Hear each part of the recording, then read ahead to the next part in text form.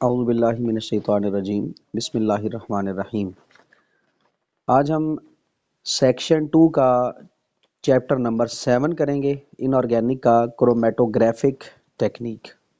अब क्रोमेटोग्राफी क्या होती है, इसका इंट्रोडक्शन क्या है, इसकी डेफिनेशन क्या है, किस प्रिंसिपल पे ये काम करता है क्रोमेटोग्राफी, और कंडीशंस कौन कौन सी हम देखेंगे इसके अंदर, और क्या क्या इसके अंदर इस्तेमाल होता है, क्लासिफिकेशन इसकी क्या है, ये सारी चीज़ें हम जो है वो इसकी देखेंगे। पेपर पॉइंट ऑफ व्यू से ये बहुत ज़्यादा इम्पोर्टेंट चैप्टर है, और साथ साथ पेपर के अलावा भी ये हमारी जो लैब टेक्निक्स होती हैं, ये हमारा एनालिटिकल जो प्रोसेस होता है लैब के अंदर जो हम प्रैक्टिकल करते हैं, उससे भी रिलेटेड ये काफ़ी इम्पॉर्टेंट चैप्टर है हमारा।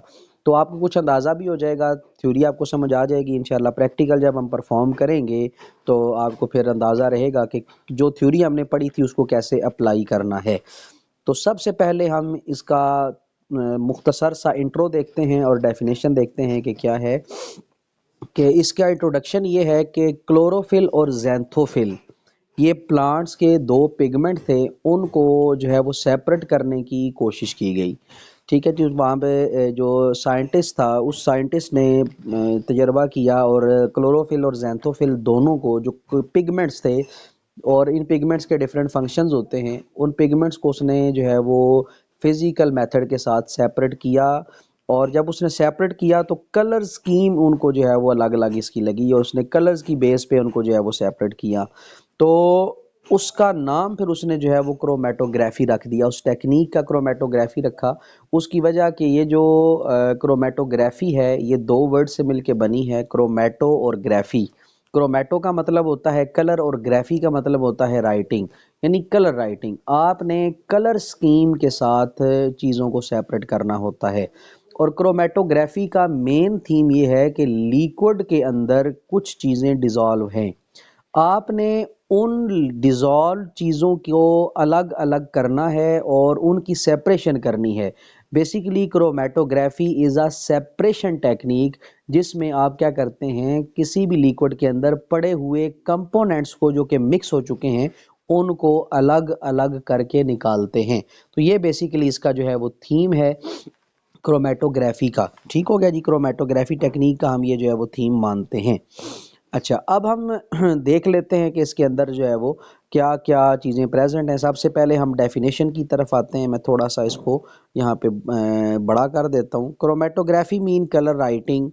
It is a technique which achieve the separation of similar component by a process of differential migration. जो कंपोनेंट्स हैं वो माइग्रेट करते हैं, और उनकी माइग्रेशन जो होती है किसी भी फेज़ के अंदर, उस माइग्रेशन के अकॉर्डिंग उनकी सेपरेशन हम देखते हैं।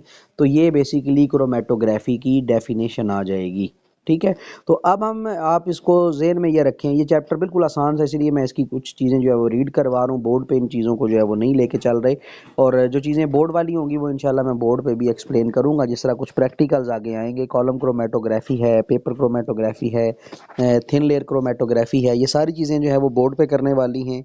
इनके एक एक चीज़ को जो है वो हम अच्छे तरीके से डील करेंगे। तो अभी इसका जो थ्योरी बेस जो चीज़ें हैं हम उनको देख रहे हैं। दूसरा इसमें हम डील करेंगे प्रिंसिपल को, कि क्रोमेटोग्राफी का प्रिंसिपल क्या है। आपको 3 बुलेट्स जो हैं वो नज़र आ रही होंगी, मैं यहाँ पे स्पॉट लाइट के ज़रिए उनको यहाँ पे मेंशन भी कर देता हूँ।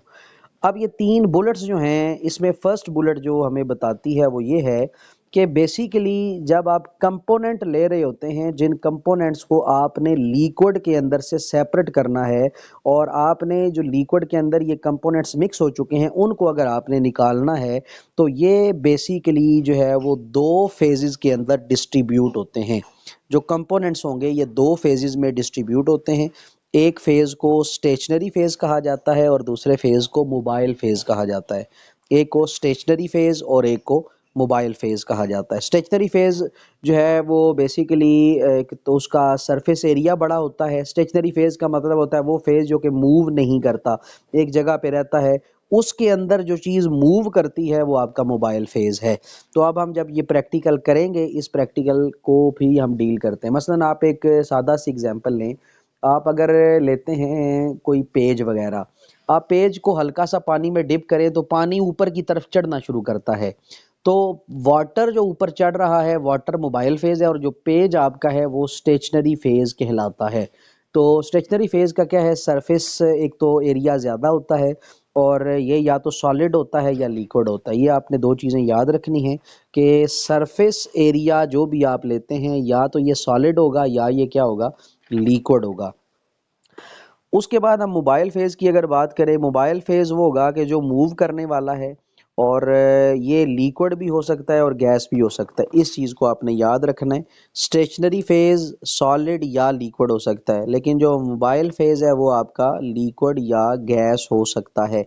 इसी बेस पे आगे जो है वो टाइप्स आती हैं, कॉलम क्रोमेटोग्राफी है, गैस क्रोमेटोग्राफी है, आयन एक्सचेंज क्रोमेटोग्राफी है, उसके अलावा थिन लेयर क्रोमेटोग्राफी है, पेपर क्रोमेटोग्राफी है। All types are very important. तो अभी हम एक बुलेट कर चुके हैं, इसका ये पहला प्रिंसिपल है। पहला प्रिंसिपल ये है कि कंपोनेंट्स को हम इस तरह करते हैं कि दो फेजेस में डिस्ट्रीब्यूट करते हैं। एक मोबाइल फेज होता है, एक स्टेशनरी फेज होता है। मोबाइल फेज से चीज़ें निकलकर स्टेशनरी फेज पे एडजॉर्ब्ड होती हैं और सेपरेट होती हैं। जब सेपरेट हो जाएंगी तो फिर हम उनको उनकी वैल्यू कैलकुलेट करके उनको अलग अलग कर लेते हैं।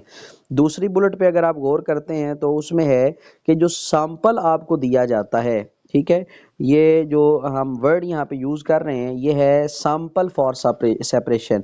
आपने सेपरेट करने के लिए जो सैंपल लिया है, मसलन आप इंक लेते हैं, जो हमारा माइनर प्रैक्टिकल है वो ये है कि आपने 3 कलर की इंक्स ले ली हैं। मसलन आपने लिया, एक ब्लू कलर ले लिया, एक ब्लैक ले लिया, एक रेड ले लिया। ये 3 कलर्स की आपने इंक्स जो है वो इस्तेमाल की हैं, इनको मिक्स कर दिया। अब आपने इन कलर्स को सेपरेट करना है, तो ये आपका सैंपल कहलाता है। ये जो सैंपल है अगर हम इसको मोबाइल फेज में लेते हैं तो ये स्टेशनरी फेज में फ्लो करेगा। अभी आपको एग्जांपल दे चुका हूँ कि आप पानी के अंदर इंक डालते हैं, फिर आप क्या करते हैं, पेज उसके अंदर डिप करते हैं। जब पेज डिप करेंगे तो क्या होगा, पेज आपका स्टेशनरी है, तो जो मोबाइल फेज है वो स्टेशनरी फेज में ऊपर चढ़ना शुरू करेगा। तो ये बेसिकली आपका जो है वो क्या कहलाता है, फिर आपका वो जो है वो कहलाएगा ऐसा सैंपल जो कि मोबाइल फेज में होते हुए स्टेशनरी फेज में फ्लो करता है। ये इसका दूसरा प्रिंसिपल है, ये दूसरा इसका रूल है, ये दूसरा इसका जो है वो कायदा कुलिया है कि ये इस तरह फ्लो करेगा। और तीसरा अगर हम देखें, तीसरा क्या है, separation of a sample component is based on the difference in the rate of migration among the component. और तीसरा प्रिंसिपल ये है, इनकी जो सेपरेशन होती है, इनकी सेपरेशन डिपेंड करती है कंपोनेंट किस तरह माइग्रेट करते हैं, उनके माइग्रेशन का रेट क्या है। जो जिनका माइग्रेशन का रेट, ट्रैवल करने का रेट सुस्त होगा वो बाद में सेपरेट होंगे, जिनका जो है वो रेट ज़्यादा होगा वो जल्दी मूव करने वाले होंगे वो पहले सेपरेट हो जाएंगे। तो ये बेसिकली रेट पे डिपेंड करता है, रेट ऑफ माइग्रेशन, कि वो कंपोनेंट्स किस तरह जो है वो माइग्रेट करते हैं। ये इसके 3 प्रिंसिपल हैं। मैं इनको कंक्लूड कर देता हूँ। आपने 3 प्रिंसिपल पढ़े। पहला प्रिंसिपल ये था कि वो जो आप कंपोनेंट ले रहे हैं वो कंपोनेंट 2 फेजेस में डिस्ट्रीब्यूट होता है, स्टेशनरी हो गया, मोबाइल फेज हो गया। स्टेशनरी फेज आपका रेस्ट फेज होता है, ये मूव नहीं करता। इमूवेबल फेज को हम स्टेशनरी फेज कहते हैं। इसका सरफेस एरिया लार्ज होता है, ये सॉलिड भी हो सकता है और लिक्विड भी हो सकता है। जो मोबाइल फेज है, मोबाइल फेज आपका मूवेबल फेज होता है, ये लिक्विड भी हो सकता है, गैस भी हो सकता है, और इसी बेस पे हम डिफरेंट टाइप्स को डील भी करते हैं। दूसरा प्रिंसिपल ये है कि जो आपने सैंपल लिया है वो सैंपल अगर मोबाइल फेज के अंदर है तो वो स्टेशनरी फेज के अंदर से पास आउट करता है, स्टेशनरी फेज से निकलता है या स्टेशनरी फेज के अंदर फ्लो करता है। और तीसरा इसका ये है कि जो सैंपल सेपरेट होते हैं तो उनकी सेपरेशन डिपेंड करती है उनकी माइग्रेशन के रेट पे। जितना ज़्यादा तेज़ मूव करेंगे वो पहले सेपरेट होंगे, और जितना वो सुस्त या आहिस्ता मूव करेंगे उनका रेट कम होगा तो वो थोड़ी सी देर से सेपरेट होंगे, और फिर आप उनको अलग अलग कर सकते हैं। और आप देखेंगे जब हम ये क्रोमेटोग्राफी करेंगे, पेपर क्रोमेटोग्राफी या हम कॉलम क्रोमेटोग्राफी करेंगे, कलर्स आपको बाकायदा अलग अलग नज़र भी आएंगे। तो अब हम आते हैं कंडीशंस की तरफ। तो इनकी कंडीशंस जो हैं वो क्या होती हैं, conditions for the difference in the migration. जो अभी आपने पढ़ा कि उनके रेट ऑफ माइग्रेशन डिफरेंट होते हैं, तो वो कौन सी कंडीशंस हैं जिनकी वजह से इनका रेट अलग अलग होता है, ये क्यों होता है ऐसे। अब इसके लिए 2 कंडीशंस हैं और ये दोनों इंपॉर्टेंट हैं और हमने इनको समझना है। और ये हमारा कॉन्सेप्ट है कि ये 2 कंडीशंस हैं जो कि डिफरेंस इन माइग्रेशन के लिए हम इस्तेमाल करते हैं। एक तो एक्विलिब्रियम होता है और एक टाइम पीरियड होता है। एक्विलिब्रियम बेसिकली क्या है कि जिस अंदाज में वो मोबाइल फेज से मूव करके स्टेशनरी फेज में जा रहा है, इस फेज के अंदर एक्विलिब्रियम पाया जाता है, तवाजुन पाया जाता है। जितना मोबाइल फेज में है उतना ही वो जो है वो स्टेशनरी फेज में जो है वो ट्रेवल कर रहा है। जिस रेट से मोबाइल फेज में है उसी रेट पे क्या है वो स्टेशनरी फेज में है। यानी जो कंपोनेंट रिमूव कर रहा है मोबाइल फेज से स्टेशनरी फेज की तरफ, तो वो बेसिकली कौन सा प्रोसेस कहलाता है आपका एक्विलिब्रियम प्रोसेस जो है वो कहलाता है। तो इस एक्विलिब्रियम प्रोसेस में आप अगर नीचे देखें यहाँ पे एक बुलेट बनी हुई है और आगे ये लिखा हुआ है rate of travel is directly related to the partition distribution. जितना ट्रेवल का रेट ज्यादा होगा उतनी पार्टीशन उतनी डिस्ट्रीब्यूशन आसान होगी, उतना डिस्ट्रीब्यूट करना उतना उनको सेपरेट करना जो है वो आसान होगा। और इस एक्विलिब्रियम को हम एक कांस्टेंट से एक्सप्लेन करते हैं। This constant is called partition coefficient. तो ये पार्टीशन कोएफिशिएंट के है और के का जो फार्मूला आपको नजर आ रहा है यहाँ पे वो ये है K is equal to C S divided by C M. C S divided by C M. C S क्या है? सी बेसिकली द कंसंट्रेशन और एस क्या है? Stationary phase. स्टेशनरी फेज में जो उस कंपोनेंट की कंसंट्रेशन है उसको सी एस कहा जाता है और जो सी एम है वो मोबाइल फेज के अंदर जो कंसंट्रेशन पाई जाती है किसी भी कंपोनेंट की कॉन्स्टिट्यूएंट की, उसको हम सी एम कहते हैं। Concentration in stationary phase is denoted by C S and concentration in mobile phase is called C M. तो हमने इन चीज़ों को जो है वो डील किया है। ये आपके पास एक्विलिब्रियम का जो है वो पोर्शन आता है। एक्विलिब्रियम का एक पॉइंट और है जिसको मैं यहाँ पे शेयर कर देता हूँ। अभी दूसरा पॉइंट एक्विलिब्रियम का क्या आता है और किस तरह हम उसको देखते हैं, इस पे आप ज़रा गौर कीजिए। ये दूसरा पॉइंट हमारा एक्विलिब्रियम का आ गया। ऊपर अगर देखें पेज नंबर 2 आपको लिखा नज़र भी आ रहा है, ये बुलेट है। अब ये बेसिकली क्या है? ये है कि अगर आपने दो या दो से ज़्यादा कंपोनेंट को सेपरेट करना हो तो ये डिपेंड करता है इंटरेक्शन पे। जो स्टेशनरी फेज के साथ ज़्यादा स्ट्रांगली इंटरेक्ट कर जाएगा वो आपका जो है वो स्लोली जो है वो पास करेगा।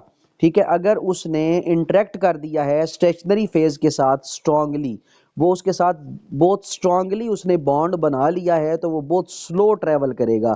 और अगर ये स्लो ट्रैवल करता है तो सेपरेशन आप देख लें किस टाइप की होती है। इसके उलट भी होता है, अगर वो वीक इंटरेक्ट करता है स्टेशनरी फेज के साथ तो फिर क्या होगा, वो तेजी से मूव करेगा। इसी तरह आप जो है वो मोबाइल फेज का भी डील कर सकते हैं। इसके लिए मैंने यहाँ पे क्या वर्ड यूज किया है, वाइस वर्सा, ताकि हमारी सारी बात जो है वो इसी के अंदर जो है वो क्लियर हो जाए।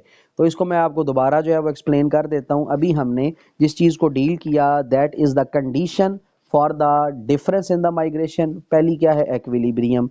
एक्विलिब्रियम में हम क्या देखते हैं कि जो कंपोनेंट रिमूव होते हैं मोबाइल फेज से स्टेशनरी फेज के जरिए, इनका जो रिमूवल है ये एक्विलिब्रियम प्रोसेस कहलाता है।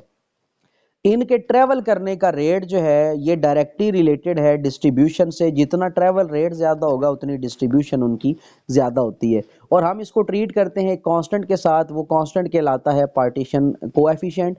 K is equal to CS divided by CM. CS is the concentration in the stationary phase and CM is the concentration of the constituent in the mobile phase. तो उसके बाद फिर हमने क्या देखा कि ये जब सेपरेट होते हैं, सेपरेट होने के लिए there should be a interaction between stationary phase and the component. If the interaction is very strong then the component will move very slowly in the stationary phase and vice versa can also be done. तो जिस तरह आप इनको treat कर रहे होते हैं, अगर ये कंपोनेंट इंटरेक्ट कर जाएं स्ट्रांगली स्टेशनरी फेज के साथ तो स्लो मूव करेंगे। अगर ये वीक हो तो फिर क्या होगा, ये बड़ी तेजी के साथ जो है वो इन्होंने मूव करना होता है। इनकी सेपरेशन भी उसी के मुताबिक जो है वो डील होती है। तो दूसरा अब जो यहाँ पे करने जा रहे हैं, दूसरा जो इसका फैक्टर है या दूसरी जो कंडीशन है that is called time period. ये टाइम पीरियड पे भी डिपेंड करता है।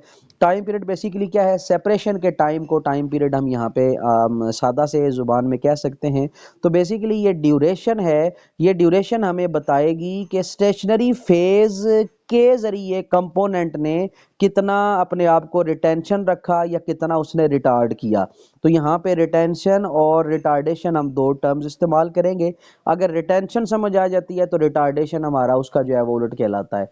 The duration of which tells us about the retention और the retardation of the component by the stationary phase. अब ये होता क्या है रिटेंशन टाइम, या ये रिटेंशन का प्रोसेस क्या है? रिटेंशन बेसिकली ये है कि ये ओवरऑल टाइम है जो कि लगता है किसी भी कंपोनेंट को स्टेशनरी फेज में रखने के लिए। मसलन आपने मोबाइल फेज से कंपोनेंट निकाला और स्टेशनरी फेज के अंदर एडजॉर्ब्ड करवाया। मैं एब्जॉर्ब वर्ड यूज नहीं कर रहा, मैं एडजॉर्ब्ड वर्ड यूज कर रहा हूं, ADSORBED, एडजॉर्ब्ड। तो जब आप इस कंपोनेंट को एडजॉर्ब्ड करवाते हैं स्टेशनरी फेज में, जितनी देर तक वो स्टेशनरी फेज में रहेगा उसको रिटेंशन टाइम कहा जाता है, या उसको रिटेंशन का प्रोसेस कहा जाता है। तो जब ये रिटेंशन ज्यादा होती है तो सेपरेशन भी कंपोनेंट की होती है। अगर रिटेंशन ना हो तो कभी भी सेपरेशन उसकी नहीं हो सकती। मतलब उसका स्टेशनरी फेज में एडजॉर्ब होना, स्टेशनरी फेज में रुकना, और उसके लिए टाइम पीरियड एक होना जरूरी है, कितनी देर तक वो रुकता है। जितनी देर ज्यादा वो रुकेगा उतने सेपरेशन के चांसेस क्या होंगे, उसके ज्यादा होते हैं। तो अब हम इसकी दूसरी जो है वो बुलेट की तरफ आते हैं, ये वाली, कि जो सेपरेशन हम डील कर रहे हैं, सेपरेशन पॉसिबल हो सकती है, लेकिन कब पॉसिबल होती है? जब ये कंपोनेंट पास करें स्टेशनरी फेज से डिफरेंट टाइम इंटरवल में। जब टाइम इंटरवल डिफरेंट इनका होता है, मसलन आपने 3 कंपोनेंट लिए हैं, 3 तरह की आपने इंक्स को डील किया, रेड को डील किया, ब्लू को डील किया और ग्रीन को डील किया। 3 टाइप्स की इंक्स थी, इन तीनों के ट्रैवल करने का टाइम अलग अलग था, इनका टाइम इंटरवल डिफरेंट था। जब ये डिफरेंट टाइम इंटरवल के साथ अपनी इंटरेक्शन के मुताबिक ट्रैवल करेंगे तो सेपरेशन पॉसिबल होगी। अगर ये इकट्ठे मूव करेंगे, एक ही टाइम में मूव करेंगे, तो कभी भी सेपरेशन पॉसिबल नहीं होती। तो ये बिल्कुल आसान सा कॉन्सेप्ट है। आपने रेड और ब्लैक इंक जो है वो मिक्स कर दी। अब रेड इंक का टाइम इंटरवल और ब्लैक इंक का टाइम इंटरवल, दोनों का टाइम इंटरवल ट्रेवल करने का अलग अलग है। अगर ये टाइम इंटरवल इनका अलग अलग है तो टाइम इंटरवल बेसिकली डिपेंड किस पे कर रहा है? इनकी रिटेंशन पे।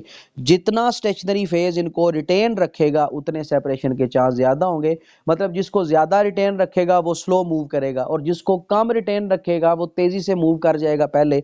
तो इसके मुताबिक क्या होगा? फिर आपको ब्लैक कलर नीचे नजर आएगा, रेड कलर आपको जो है वो ऊपर नजर आएगा। तो that is the main theme of the chromatography. तो आप जब इस थीम को डील करते हैं तो इसमें आप एक तो प्रिंसिपल देखेंगे कि इस प्रिंसिपल पे बेस करता है। स्टेशनरी फेज है, मोबाइल फेज है, सेपरेशन किस तरह होती है, मोबाइल फेज से उसने स्टेशनरी फेज में जाना है, फिर ये माइग्रेशन का डिफरेंस आता है, फिर आप कोएफिशिएंट, इनका पार्टीशन कोएफिशिएंट ट्रीट करते हैं, और फिर आप उसके बाद जो है वो देखते हैं कि इनकी इंटरेक्शन कैसी है। इंटरेक्शन अगर ज्यादा है तो स्टेशनरी फेज किस तरह बिहेव करवाएगा, टाइम पीरियड इनका जो है वो कैसा है। इन सारी चीजों को मिला के हम कहते हैं that is the history of the chromatography, और these are the principle and the conditions of the chromatography. अब हम इसकी करते हैं क्लासिफिकेशन। क्रोमेटोग्राफी को क्लासीफाई किया जाता है, क्रोमेटोग्राफी की टाइप्स हैं। अब इसको क्लासीफाई करने के लिए अगर हम देखें तो ये बेसिकली डिफरेंट चीज़ों पे डिपेंड करती है। एक डिपेंड करता है ये नेचर ऑफ फेजेस पे। जिस तरह आपको मैंने पहले बताया था कि जो आप स्टेशनरी फेज लेते हैं ये या तो सॉलिड होता है या लिक्विड होता है। अब नेचर तब्दील होने से टाइप तब्दील हो जाएगी। इसी तरह मोबाइल फेज की जो है वो लिक्विड या गैस होता है, तो इसकी टाइप चेंज होने से, नेचर चेंज होने से इसकी टाइप जो है वो नहीं बन जाएगी। तो नेचर ऑफ टू फेजेस पे डिपेंड करता है। उसके अलावा दूसरा ये डिपेंड करता है फिजिकल प्रॉपर्टीज इनकी क्या हैं। फिजिकल प्रॉपर्टीज मतलब जो आप कंपोनेंट इस्तेमाल कर रहे हैं उनकी फिजिकल अपीयरेंस क्या है। उसके अलावा जो आप मोबाइल स्टेशनरी फेज ले रहे हैं उनकी फिजिकल प्रॉपर्टी क्या है। इनके ऊपर अगर डिपेंड करते हैं तो टाइप्स इसकी क्या हो जाएंगी? तब्दील हो जाती हैं।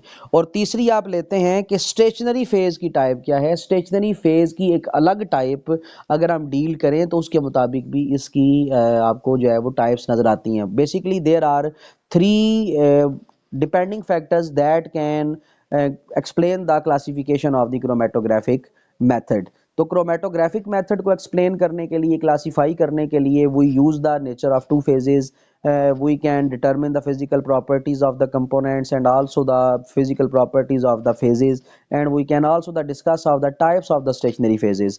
When we discuss the types of the stationary phases, so there are many types that can explained by the scientist according to the chromatographic method। तो आप इसको डील भी करेंगे, देखेंगे कि किस तरह ये क्लासिफिकेशन जो है वो की जाती है। अब हम सबसे पहली बात करते हैं नेचर की। यहाँ पे आप अगर गौर करें नेचर इनकी डिफरेंट होती है, डिस्कस कर चुके हैं, इसको एक्सप्लेन करने की यहाँ पे मुझे ज़रूरत नहीं है कि मोबाइल फेज़ लिक्विड होता है या गैस होता है, स्टेशनरी फेज़ या तो सॉलिड होगा या लिक्विड होगा। इसी बेस पर इनकी जो टाइप्स बनती हैं, अब इन टाइप्स पे गौर करें वो कौन कौन सी हैं। नाम आपने रखने हैं liquid liquid chromatography, liquid solid chromatography, gas solid chromatography, gas liquid chromatography. ठीक है जी। तो ये इनकी टाइप्स जो हैं वो बन सकती हैं। मैं यहाँ पे आपको आसान जो ज़ुबान में समझा देता हूँ। लिक्विड या गैस ये आपका मोबाइल फेज़ है, ठीक है, ये हो सकता है। और जो स्टेशनरी फेज़ है, स्क्रीन पे अगर आप गौर करें, जो स्टेशनरी फेज़ है वो आपका सॉलिड हो सकता है या लिक्विड हो सकता है। ठीक है। तो अब अगर इनका इंटरेक्शन हो लिक्विड लिक्विड का तो लिक्विड लिक्विड क्रोमेटोग्राफी है। अगर लिक्विड सॉलिड का हो तो क्या है, लिक्विड सॉलिड क्रोमेटोग्राफी है। और अगर गैस का सॉलिड के साथ हो, मैं ब्लू से यहाँ पे, या चल मैं इसको ब्लू से कर देते हैं, गैस सॉलिड से हो तो गैस सॉलिड क्रोमेटोग्राफी, अगर गैस लिक्विड से हो तो गैस लिक्विड क्रोमेटोग्राफी है। तो बेसिकली ये हमारे पास इस तरह करके इनकी चार टाइप्स जो हैं वो बनती हैं, liquid liquid chromatography, liquid solid chromatography, gas solid chromatography and gas liquid chromatography. तो ये इसकी जो है वो सिंपल सी आपको टाइप्स जो हैं वो पता चल गई।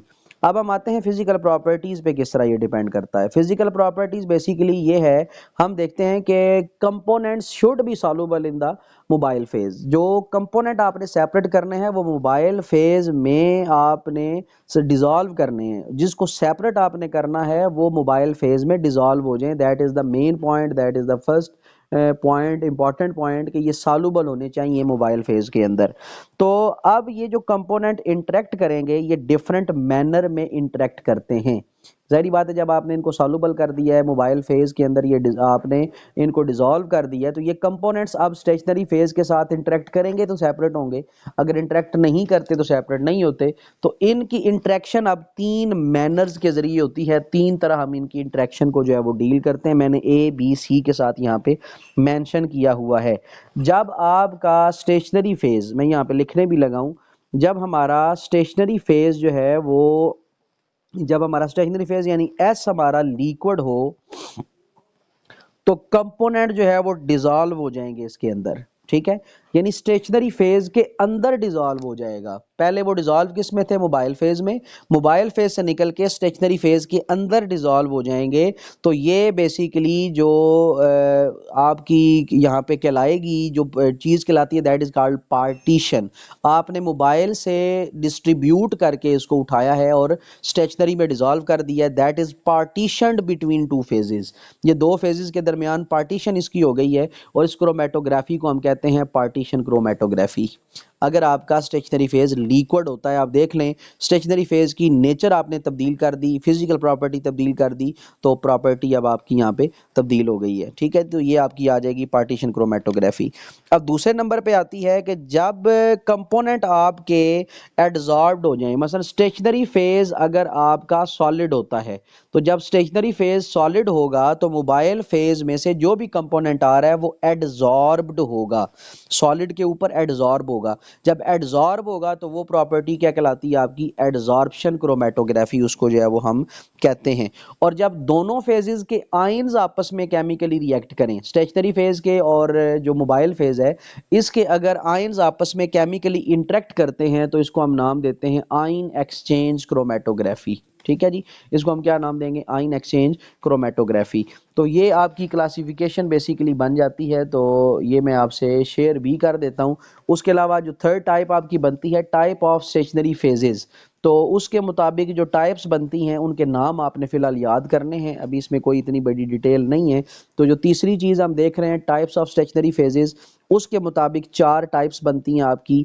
एक है कॉलम क्रोमेटोग्राफी, एक है पेपर क्रोमेटोग्राफी, एक है थिन लेयर क्रोमेटोग्राफी, और एक है एक्सक्लूजन क्रोमेटोग्राफी। और आपके जो यूनिवर्सिटी का है कंटेंट, उसमें तीन प्रेजेंट है, कॉलम उन्होंने दिया हुआ है, पेपर दिया हुआ है, और थिन लेयर दिया हुआ है। ये तीनों हमने करने होंगे। एक्सक्लूजन देख लेंगे उसका बेसिक थीम क्या है, इसको डिटेल में हम नहीं करेंगे, शॉर्ट शॉर्ट इसको कर लेंगे लेकिन करेंगे ज़रूर। तो ये 4 टाइप्स बनती हैं, column chromatography, paper chromatography, thin layer chromatography और एक्सक्लूजन क्रोमेटोग्राफी। ठीक हो गया जी। तो ये आज का आपका मुख्तसर सा इसका इनऑर्गेनिक का लेक्चर था। तो फिजिकल का जो है अगला लेक्चर पैराकोर वाला, ठीक है, वो मैं अपलोड करूंगा क्योंकि वो लेक्चर बहुत ट्रिकी है और टफ है, बोर्ड के अलावा आपको समझ नहीं आएगा।